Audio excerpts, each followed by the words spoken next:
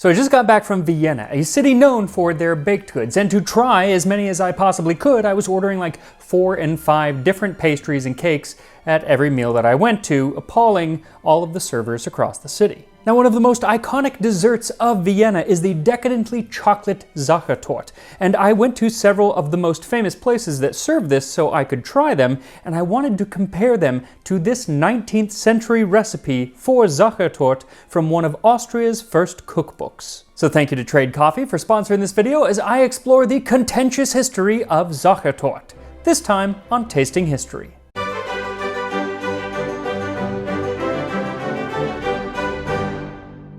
So I went to Vienna not knowing if there truly was an historic recipe for sachertorte, because most of the recipes that you can find online that claim to be the original recipe are actually from around the 1950s, and they use modern measurements and temperatures. But as I strolled down the streets of Vienna, I happened upon an antique bookstore, and lo and behold, they had an early edition of what is considered one of the first Austrian cookbooks, Katharina Prato's Süddeutsche Küche, or South German Cooking, which was first published in 1857. And by the 1897 edition, that one back there was a recipe for sachertorte. And fortunately, the night that I got that book, I happened to be having dinner with some viewers of the show who knew German, and so they were able to help me translate and decipher the old German script known as Fraktur, which said, "You wet 150 grams of ground vanilla chocolate with a tablespoon of water and let it get soft in the oven. Stir it smooth, add 150 grams butter and stir it in. 6 egg yolks, and 150 grams of sugar, and beat until fluffy. Beat 6 egg whites until they are like snow, and then fold in 150 grams flour. Put the batter into a wide, round, spring-form pan lined with paper, and bake with medium heat. When it is baked, turn it upside down and spread apricot jam and pour 70 grams melted chocolate over it." Now, as with most 19th century cakes, this one does not have any chemical leavener like baking powder, and it can make for a rather dense and dry cake. And the sachertorte is notoriously dense and dry, and so it's usually served with a nice cup of coffee. So I'm going to be drinking a nice cup of coffee from today's sponsor, Trade. I love getting coffee from Trade, partly because of the amount of coffee available. It's a coffee smorgasbord is what it is. Over 450 different coffees from small roasters all across the country. Now, that much choice may sound daunting, but when you start up with Trade, you let them know what your tastes are, what you like in a coffee, the robustness that you prefer, and then they curate a feed of coffees, having them sent to your door within 48 hours of roasting, so they're always fresh. Like this Power and Glory blend from Feast. Now, it has the nutty sweetness that I enjoy in a coffee, but it also has a hint of citrus, which I often steer clear of because I can find it overpowering. But this is a really nice medium blend, and so they complement each other very well, and it ends up being the perfect cup. So to give Trade a try, visit drinktrade.com/maxmiller, and you can get a free bag of coffee sent when you sign up with any subscription from Trade. They are customizable subscriptions, and you can cancel at any time. So give them a try, drinktrade.com/maxmiller, and they'll send you some coffee to drink with your sachertorte, for which you will need 10.5 tablespoons or 150 grams of bittersweet chocolate broken into pieces, and you want something at least 60% cacao for this. 2 teaspoons of vanilla, 10.5 tablespoons or 150 grams of unsalted butter, a half teaspoon of salt, 3/4 of a cup or 150 grams of sugar, 6 egg yolks, 6 egg whites, and 1¼ cup or 150 grams of sifted flour. You'll also need plenty of apricot jam, about a cup. And when it comes to the chocolate glaze on top, she says to use 70 grams, but then also says to reference a different recipe in the book which calls for a lot more than 70 grams, and you're gonna want more because you just always want more in something like this. So for that, what you'll need is 80 grams of chocolate and 3/4 of a cup or 150 grams of sugar. So to make the cake, she says to soften the chocolate in the oven. And while you could probably do that, it is going to be a lot easier to do it on the stove. So to do that, heat a pot of water to a boil and then set the chocolate in a bowl over the water and stir it a bit as it starts to melt. Once it's entirely melted, set it aside and let it cool for a few minutes, and then add in the butter and beat it until fully smooth. Then add in the egg yolks and again, beat until fully combined. Also, while I was in Vienna, somebody who was working on their English asked me if it is pronounced yolks or yolks. And I thought I knew, but then I was like, wait, how do I say that? Yolks? Yolks. Yolks? Yolks. Ketchup, ketchup, ketchup, ketchup. In the end, I was of no help to this person because I realized I actually say it both ways, just, I don't know, depending on my mood. How do you say it?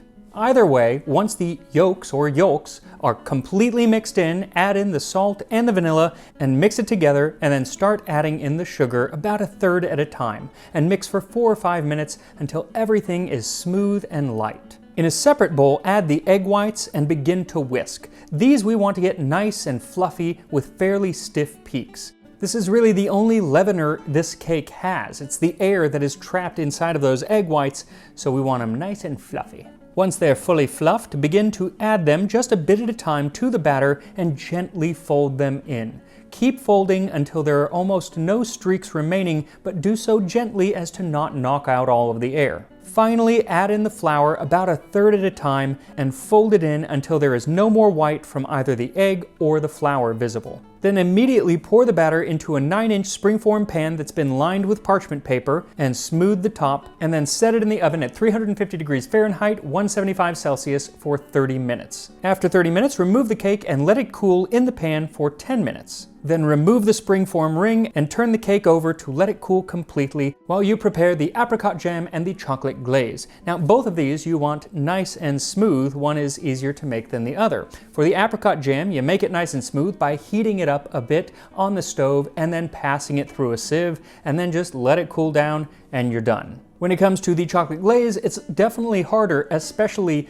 the way that Caterina Prato has you do it. It's a technique that's really not used all that much anymore these days, exactly the way that she's doing it, but it will work pretty much. You start by melting the 80 grams of chocolate just like before, then mix 150 grams of sugar with a half cup of water and bring it to a simmer. Then add in that melted chocolate. Now at first it's going to separate and look rather disappointing, but continue to stir over a medium-low heat for 5 minutes or so and it will eventually become smooth. The important thing is to not let it boil too much.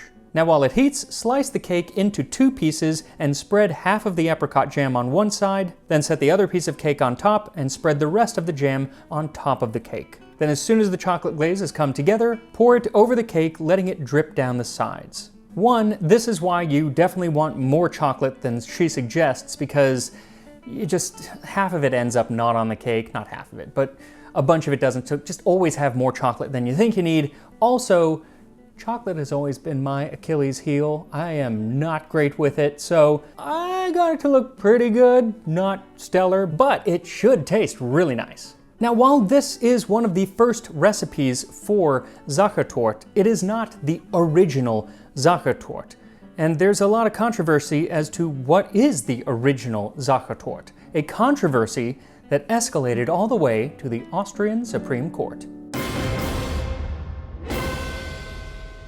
The legend of the sachertorte begins in 1832. A 16-year-old Franz Sacher has just begun his second year as an apprentice to the head chef in the kitchens of Prince Clemens Wetzel von Metternich. Now, von Metternich was kind of a big deal. I feel with a name like Clemens Wetzel von Metternich, you have to be kind of a big deal. He was the chancellor of the Austrian Empire under the Habsburgs and had gained notoriety as the architect and chairman of the Congress of Vienna, where the future of Europe was decided following the fall of Napoleon. So in 1832, when he was at his home entertaining some distinguished guests, he wanted to show off with a prized dessert, something new, something unique. And so he went to his chef to ask, but it turns out that the chef was sick that night, or so the story goes. And so instead he turned to the 16-year-old in the kitchen, Franz Sacher, and said, "Make me something fantastic." And the story goes that he cornered the boy and said, "You better not disgrace me tonight."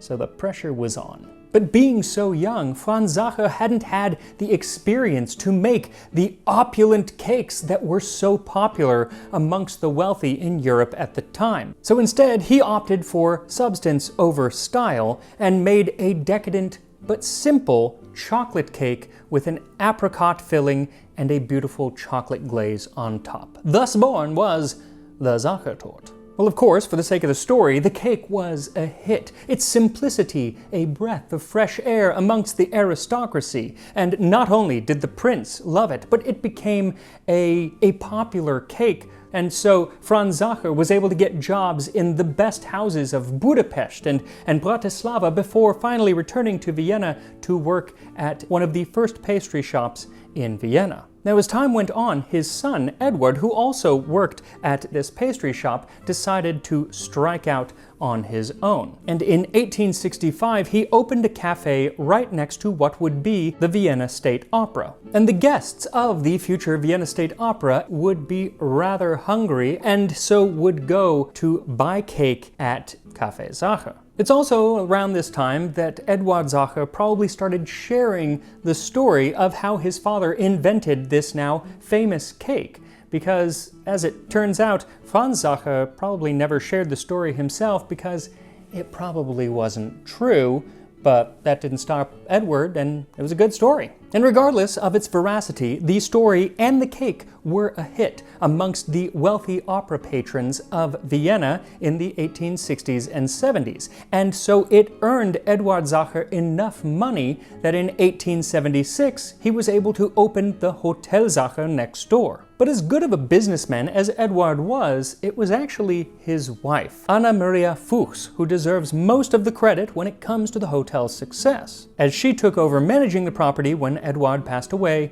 in 1892. Now, Anna was the daughter of a butcher, and so she never accrued the social graces that the well-to-do clientele of the Hotel Sacher were accustomed. Despite this, she had brains and charm to spare. She was brash, always smoked cigars, and strode about the hotel with a pack of wheezing French bulldogs trailing behind her. She was an icon, she was a legend, and she was the moment. And she turned the Hotel Sacher into a mecca for both tourists and European aristocracy alike. But there were a few problems. One was World War I. In 1918, it brought everything crashing down, both the Austro-Hungarian Empire and the Hotel Sacher's business. Now, it slowly picked up in the 1920s, but, and here's the second problem, it turns out that Anna really liked hobnobbing with the elite and would let them stay at the hotel on credit, which they would often not pay back, and so by the time she died in 1930, the hotel was absolutely broke. The family, now headed up by Anna and Eduard's son, also named Eduard,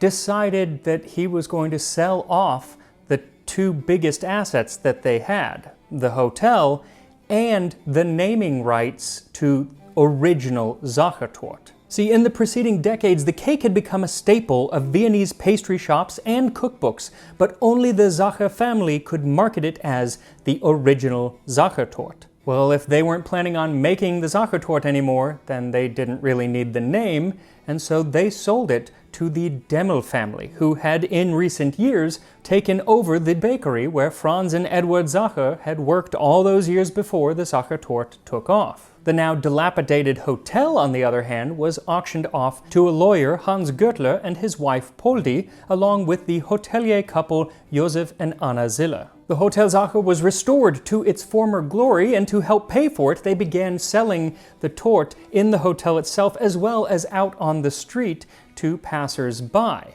But they were a little miffed that the name original sachertorte had been sold out from under them. Thus began a 7-year-long court battle that found its way all the way up to the Austrian Supreme Court, where they decided that the name original sachertorte should belong to the hotel, and that Demel could call theirs the Eduard sachertorte instead. But what actually worked out for both parties involved, because over the years, the popularity of sachertorte had kind of waned, especially with more modern cakes taking precedence, but with the extremely long, almost comically so, court battle, It gained prominence in newspapers not only in Vienna, but all over the world. And so now, when visitors came to Vienna, they just had to try Sachertorte. Today at the Café Sacher, they produce 800 cakes a day, and around the holidays, the number is closer to 3,500. But most of the 360,000 cakes per year are not eaten at the cafe itself, but rather shipped around the world. So yes, if you wish, you can order the original Sachertorte as well as the Demel version, the Eduard Sachertorte, to have and enjoy on your couch at home. But since I was in Vienna already, I decided, well, I might as well go to both of these places and try them for myself. So first I visited Demel, which has been around since 1786. It was opened by Blvd and was originally called Dene, and that is where Franz and Eduard Sacher worked. In 1857, the business was purchased by a former employee, Christoph Demel, and that is where it gets its current name. And while they may not be able to legally call it the original Sachertorte, it looks absolutely delightful. I actually met with a couple viewers while I was there, so I wouldn't look like quite such a glutton when I ordered half of the pastries that they sold. Their Sachertorte had two distinct layers of apricot jam, which helped to counteract what I can only describe as a dry yet deeply chocolatey cake. The glaze was firm but easy to cut into. Overall, I would give it 4 out of 5 Franz Sacher mustaches. Next up was the Café Sacher, which is attached to the Hotel Sacher, the home of what is legally called the original Sachertorte, an even drier yet perhaps more rich flavored cake. Frankly, it was so dry that it just sort of crumbled apart, and the glaze was rock hard. It was really hard to get through, and possibly, that is, if people who have worked there can be trusted, it is made with some egg white, which makes it extra smooth, but extra hard, and frankly, not as enjoyable to eat. It is very chocolatey, but overall, I'd give it only 2.5 Franz Sacher mustaches. Now, to combat the dryness of this cake, it is typically served not only with some coffee, but with an unsweetened whipped cream called Schlagobers. There's actually a ballet by the same name, Schlagobers, that was written by Richard Strauss that premiered just across the street in 1924. It was a ballet all about baked goods, and it included a scene where a boy hallucinates a battle between different cakes, or a riot of cakes,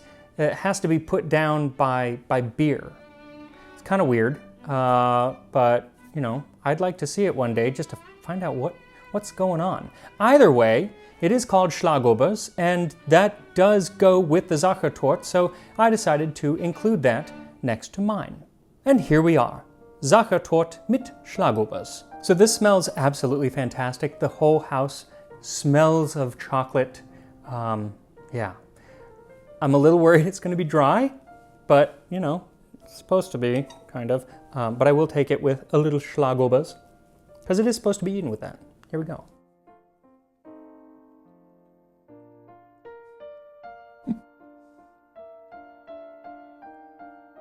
It's better than either of the other two. It's actually really good. It is not that dry. It is dense, but not unpleasantly so. I have nothing bad to say, actually. That's absolutely wonderful. The apricot jam adds a little complexity to the flavor. Otherwise, it would really just be chocolate. Nothing wrong with that. But that apricot does add something that kind of sets it apart from just a regular chocolate cake. And it does go well with the unsweetened whipped cream. Literally, you just take cream and beat it until it becomes this consistency. No sugar, nothing. Also, while the way that she does the glaze, and part of it might be my skill with chocolate, is not quite as pretty as they've done by the professional pastry chefs who make hundreds of these a day, the flavor is better, the texture is better. The other ones are kind of hard. This is softer. I like it.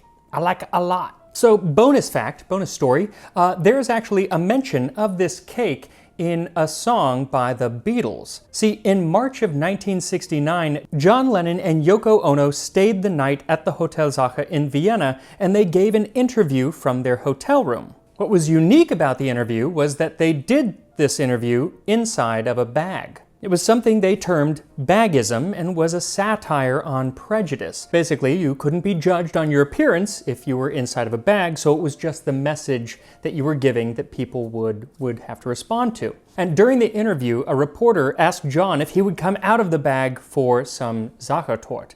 And John replied, "We're not coming out during this conference, but later we will be out to enjoy some chocolate cake." And then in the Beatles song, The Ballad of John and Yoko, there is a line, "Made a lightning trip to Vienna, eating chocolate cake in a bag." Now obviously I can't play the song here because who can afford a Beatles song, but you can go look it up as I finish this fantastic sachertorte. I'm seriously gonna eat all of it. Yeah, I'll see you next time on Tasting History. Schlagobers.